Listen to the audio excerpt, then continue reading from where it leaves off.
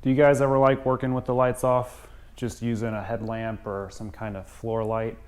I don't know what it is. Maybe these lights are sometimes too bright, but just having the daylight coming through makes it a bit more enjoyable or soothing sometimes. So that's what I'm doing right now. And in this video, we've got to fix some things. One of them being, I've got the drive shaft hitting my sway bar, which is not good. Now it only hits it under hard deceleration, say if I downshift or if I miss a shift. Like if I was revving, going real high in second gear and then I miss third, the car is gonna shift forward, which means the diff is gonna come down, and that's when it's hitting. Only happened to me twice, but 2 times is already too much. It makes a hell of a noise. Sounds like you're blowing up your transmission. And that's what I thought at first. But when I got under there, I saw there were some marks, and I'm gonna bring you in and show you that. The other thing though that I found just inspecting some things is I was rotating this wheel and it does not sound good at all. I'm gonna bring you in, show you what that sounds like. I've already got the axle unbolted, I just haven't popped it out of the diff.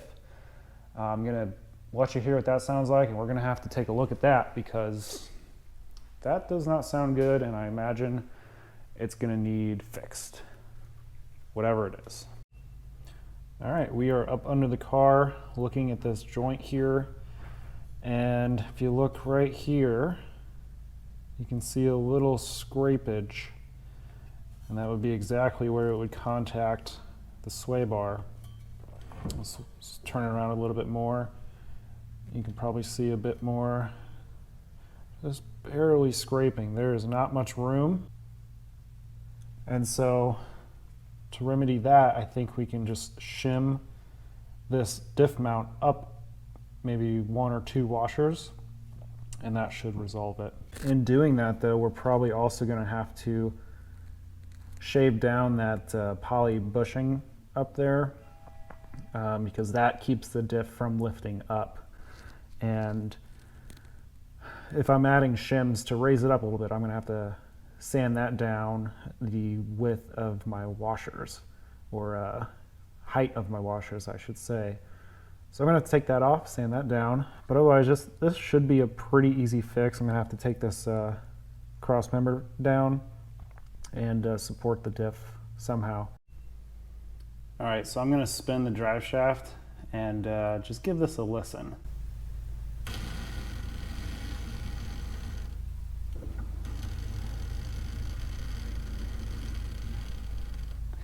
That does not sound good. I'm really not sure what it is. I'm wondering if it's my snap ring. I just don't understand how it could be that, but that's the only thing I installed recently, or retaining clip. So I'm gonna have to pull this axle out, see what's going on. It really only sounds like it's on this driver's side. I don't hear it anywhere else. So hopefully it's not too bad, but that doesn't sound good at all. I popped the axle out of the diff, out from that retaining clip. I've already unbolted it, so we're gonna pull this one out.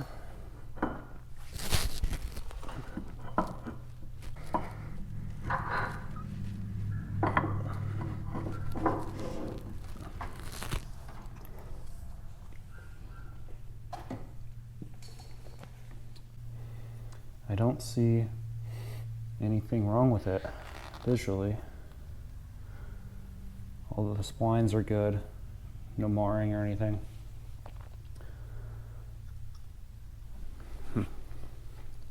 Well, in the last clip you saw I pulled out the axle. Axle looked fine. Shortly after that I spun the drive shaft again and I did not hear the noise, the grinding noise anymore. And couldn't replicate the noise. I checked all the splines in the diff, I checked the circlip. I didn't see anything wrong. I then inserted the axle back into the diff to just try and replicate the issue, replicate the sound, and I can't get it to come back anymore. So the axle is fully reinstalled and fixed. Wish I could tell you what the problem was. but I can't. And I don't really like that answer, but it's just the one we're gonna have to go with right now because there's no noise anymore.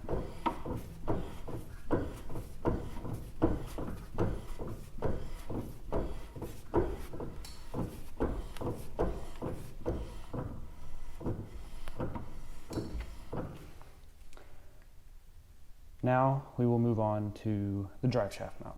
So I've been working on the diff.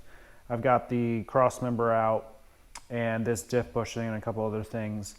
And I was looking at this bushing because really this is the only other place that there could be play. You know, if I'm getting that downward play under decel, this could be the culprit. So I'm looking at this and it doesn't look too good. Like there's kind of rubber busting out of the seams. And I just started pressing on it. And this is gonna be the problem. So watch this.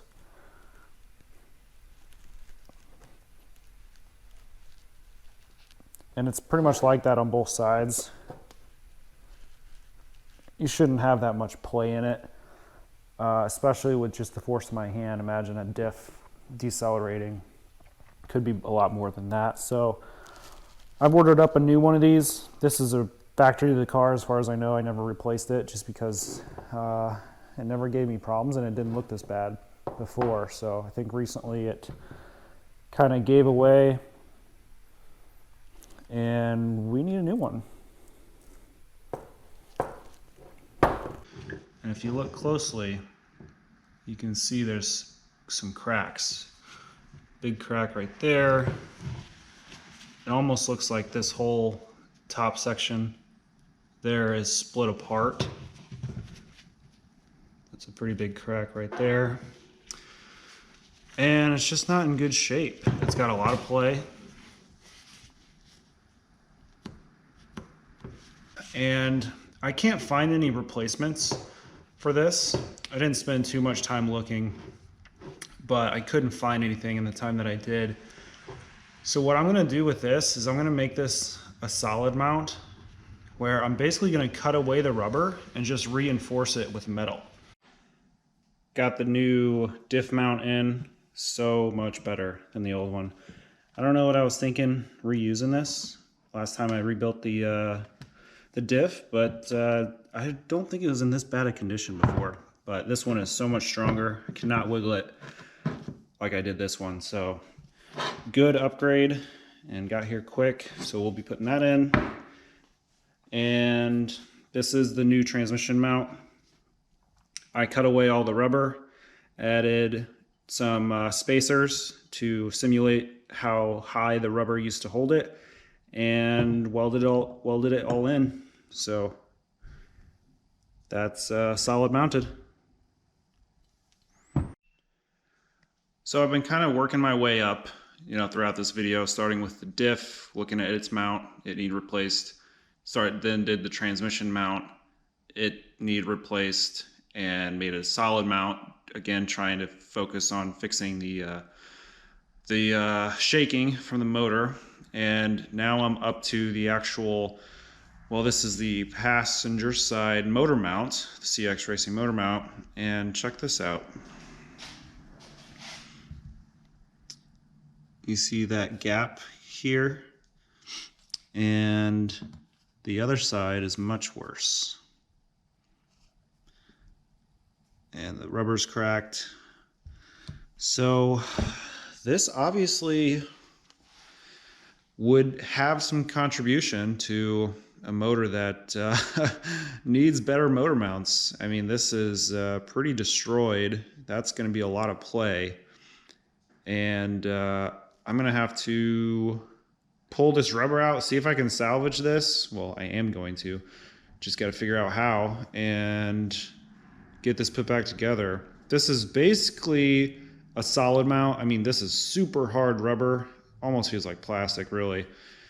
So I might just convert this one over to a solid mount and put it back together and see what happens. Give the driver's side a visual look and how that one looks, and put it all back together and see if that fixes the issue.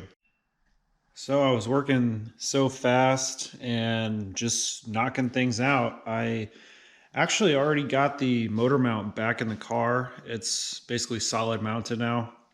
Here's a little piece of the rubber that was in the motor mount. I've cut all of that out and basically welded shims and welded all of the brackets together. And now it's eliminated the rubber, and I've already got it back in the car. So we'll have to crawl under there and give it a look because I forgot to show you while it was out. Can't see too much, but you can kind of see the bracket, and just everything is all welded together, and there's very tight tolerances for all the bolts, so there's no play where the bolt slides through over here. And then I made a bigger bolt that comes from the plate that's bolted to the engine that bolts to this kind of arm. So that's a bigger size bolt for this side. And it's all bolted together real tight and working good. And then here is the transmission mount. So there's the transmission mount. You've seen this out of the car, but before it had big pieces of rubber that came out to each side and then bolted. And now we've just got it's solid mounted, and it's very sturdy. I also upgraded the hardware for these brackets to some bigger bolts, stronger even. So we shouldn't be getting any rattles from this. This bolt, before I took it apart, actually wasn't very tight, so there was some up and down movement. So that might have been a vibration that I was hearing. So that is now fixed. And this side is all put back together. So this new mount is in. The polyurethane stop at the top is sanded down a little bit, and I still added a washer down in this area just to give it that washer thickness of extra height. But that's all bolted back together. Well, I was originally only going to replace that side's motor mount, but I've been thinking about it, and I might as well go ahead and redo this side and make it a solid motor mount as well, just because it's kind of the right thing to do. Even though it may not be broke, I should probably make them match, because if that one's solid mounted and this one's bushing, this one's going to wear out much quicker. So let's just get them both solid mounted and be done with it. There was also a lot of little custom things I had to do with specific washers, drill bit sizes, and I also upgraded some of the hardware to be bigger. So because all that's fresh in my mind, let's not wait till later and do that. Let's get it done now. I started the motor up though and gave it some revs. It does not shake barely at all. There's just a little vibration, so I'm assuming most of that's coming from this motor mount, but much better than it was before. And we're gonna work on this motor mount and see if we can eliminate it all.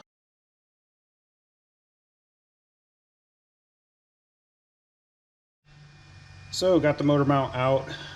Very long time ago, if you remember, I had to drill new holes for this just because the engine didn't sit in very well using the original top holes. So we've got new holes drilled in this side.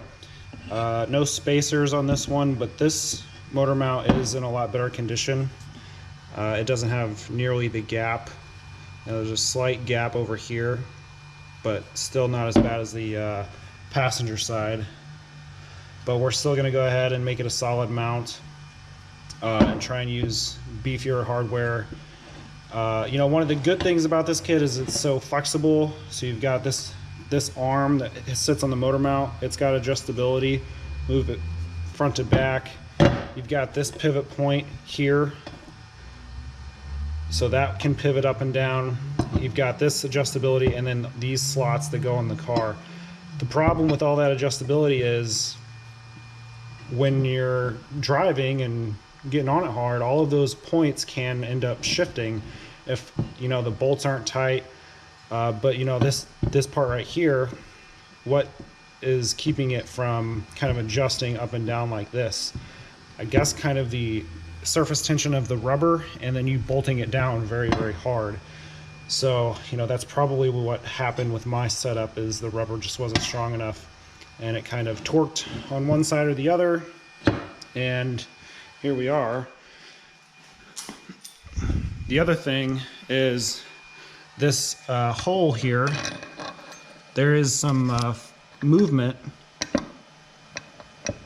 up and down. It's not a very precise fit, so this bolt can move around, wiggle around in here, it can wiggle around in that, so that can add some bumpiness to the ride too. So I actually, whenever I weld this back together, I'm going to make sure that this hole is the right diameter, and if not, I'm going to weld a washer on the outside that is the exact size of this bolt, which is what I did on the other side. So everything is as tight of tolerance as I can get.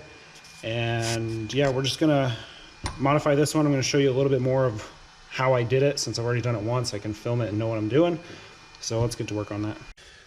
So this is the blue kind of rubberish or polyurethane bushing that I removed.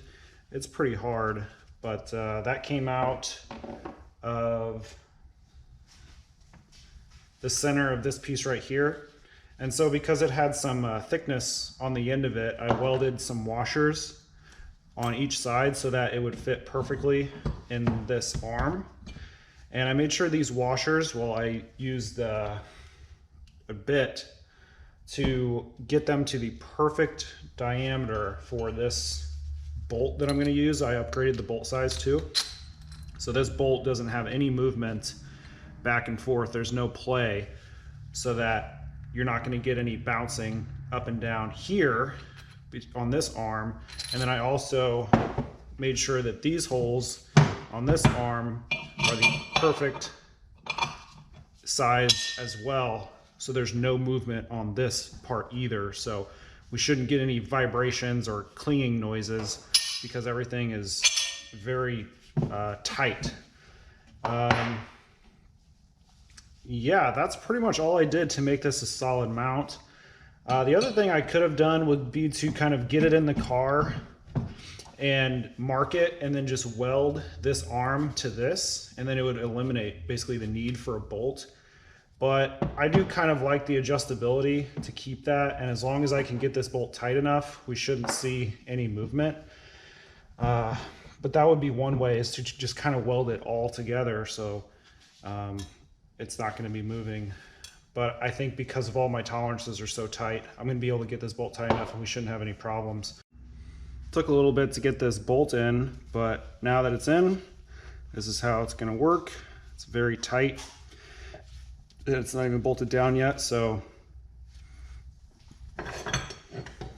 this is pretty much how it's going to work.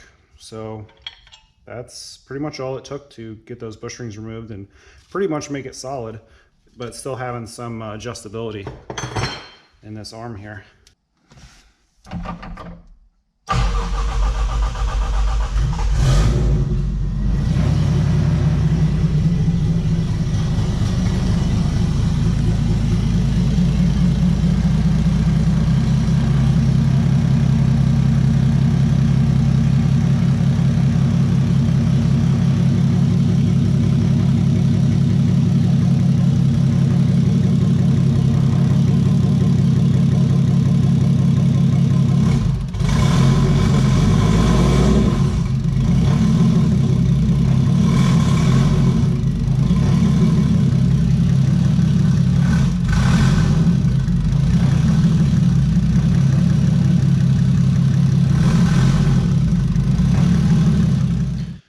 Not going to let it run too long, but I saw all I needed to see. I think it's a lot stronger than it was before. I mean, taking it for a test drive is really going to be what lets me know, how many rattles are gone.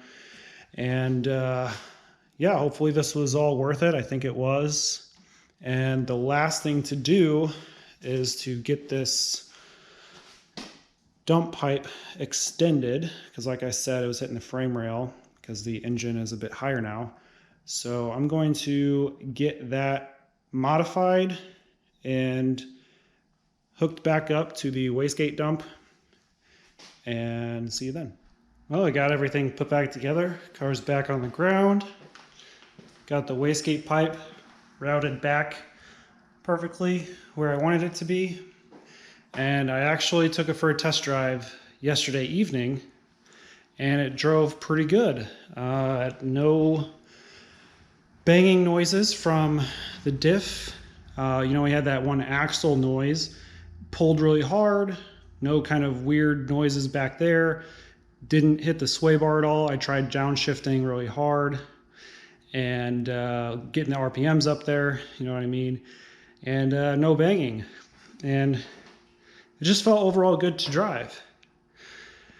Now, I have some bad news, which is I think there's something wrong with the transmission. I really had my fingers crossed that I would be able to get these motor mounts done, kind of refresh that system, the drivetrain mounts and stuff, get this car back on the ground, and I'd be set for the summer. But the car is just not gonna let me rest and enjoy it. So these are the highs and lows of working on a car. So let me show you what I mean. So I'm just gonna start it up, let it warm up for a minute, and then I'll show you what I'm talking about. It's gonna be tough to hear, but you should hear like a whining or whirling noise. And I'm gonna push my clutch in, I'm gonna push it down, and it's gonna go away.